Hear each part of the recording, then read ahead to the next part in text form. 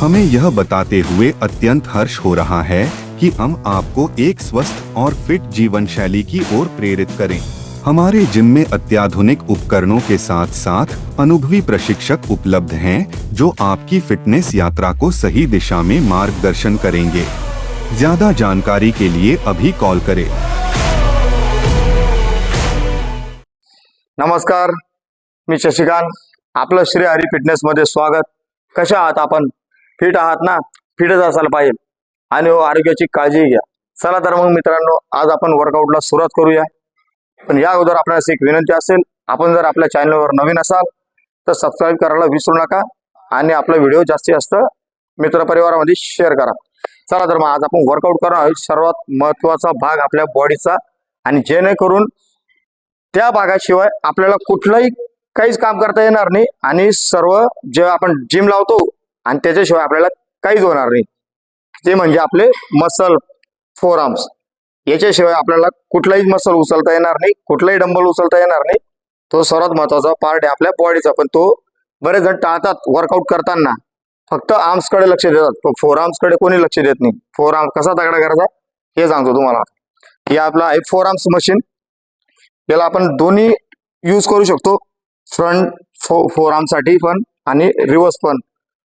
याला आपण वेगळ्या पद्धतीने मारतो, याला आपण रॉडच्या पद्धतीने मारतो, डंबलच्या पद्धतीने मारतो। पण कुठल्या जिम मध्ये असे मशिनरी नसतात। बाकी इतर जिम मध्ये मशिनरी नसताना मग ते थोडं ॲडव्हान्स मध्ये रॉडनी सुद्धा यूज करता, डंबलनी सुद्धा यूज करता। आपल्याकडे मशिनरी अवेलेबल आहे। याला आहे आता या प्लेट बघू शकता तुम्ही, जशी तुमची स्ट्रेंथ असेल त्या पद्धतीने तुम्ही वजन वाढवू शकता। तर जर आपले नवीन असतील कोणी बिगनर्स, त्यांनी एक प्लेट लावली तरी चालेल। आणि सर्वात महत्त्वाचं म्हणजे जे तुम्ही आपण ग्लोव्ज यूज करतात वर्कआउट करताना, आणि हा वर्क जो जेव्हा आपण करणार फोर आर्मचा, त्या टायमाला ग्लोव्ज आपले नसावे। ग्लोव्ज घालून जर तुम्ही वर्कआउट करणार तर तो तुम्हाला यूज होणारच नाही, तुमच्या मसलवर येणारच नाही। त्याच्यामुळे तुम्ही ना ग्लोव्ज जे असतात ते काढून ठेवायचे, मग तुम्ही फोर आर्मचा वर्कआउट करायचा। याला परफेक्ट कसा मारायचा तुम्हाला सांगतो। हे बरेच जण अंगठा आतमध्ये ठेवतात आणि फास्ट करतात, किंवा बॅकला जास्त येतील आणि यूज करतील, आणि आपले जे एल्बोची पोझिशन आहे तो थोडा फ्रंटला राहतील। या अँगलला इथे ठेवा तुम्ही। हा जो आपला बेंचचा आहे ना, इथे या लेवलला तुमचा अँकल इथं पाहिजे। हा जो अँकलचा आहे ना पोझिशन, ही तुमची ना लास्ट लेवलला पाहिजे। तर तुम्हाला सांगू, परफेक्ट पूर्ण पाम तुम्ही मध्ये घ्या, तुमचे हाताची मुवमेंट फुल मध्ये घ्या। या इथे क्लोज घ्या, पहिले डिस्टन्स घ्या आपल्या अंगठ्याचा, फुल रेंज मध्ये घ्या। बॉडी स्ट्रेट राहू द्या, चेस्ट अप, फुल डाऊन करायचा, होल्ड करा 1 2 3, स्लोली डाऊन करा। फास्ट करायचा नाही, तुम्ही स्लो जेवढे मुवमेंट करणार तेवढा तुमचा मसल पॉवर या फोर आर्मला तुम्ही बघू शकता, वेन्स निघतील तुमच्या, आणि अप्पर जो आहे आपला फोर आर्मचा तो एकदम 100% तुमचा तगडा होणार। हा झाला तुमचा फ्रंटचा। आणि याच्यामध्ये अजून एक आहे, आपण रिव्हर्स सुद्धा मारू शकतो।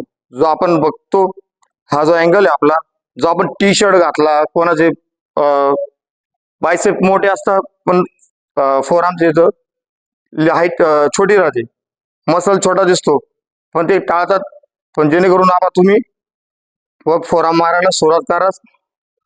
हा जो फ्रंटचा आहे त्याच्याने आपण जो आपण म्हणतो ना लेगच्या मसलच्या टायमाला आपण म्हणतो जे पर्सनॅलिटी काय वाढते, पण तसा टी शर्ट घातल्यावर तुम्हाला फोर आर्म एकदम तगडा दिसणं एकदम महत्वाचं आहे। आता हा रिव्हर्सला पण तुम्ही, आता आपण ज्या टायमाला रिव्हर्सला केला तेव्हा अंगठा ह्या साईडला होता, या भागाने बघा इथून डिस्टन्स घेतला। आता रिव्हर्स करताना ही ग्रिप यूज करायची आणि अंगठा मध्ये न घेता, बरेच जण अंगठा आतमध्ये घेतात, त्याच्याने फक्त हा क्रॉस लेवल आहे ना ही बस त्याच भागाला होतो। आता आपल्याला फुल लेवल घ्यायचा आहे, तर आपला पाम फुल घ्या, रॉड फिट पकडा, त्याला ग्रिप सेम पोझिशन याच लेवलला येऊ द्या। नॉर्मल बॅकला या, डाऊन करून फ्रंटला होल्ड करा. 1 2 3.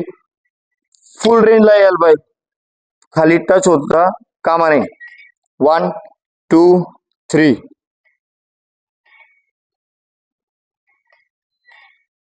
तुम्ही बघू शकता आपला फ्रंटचा फोरआर्म कसा वर्क होतोय.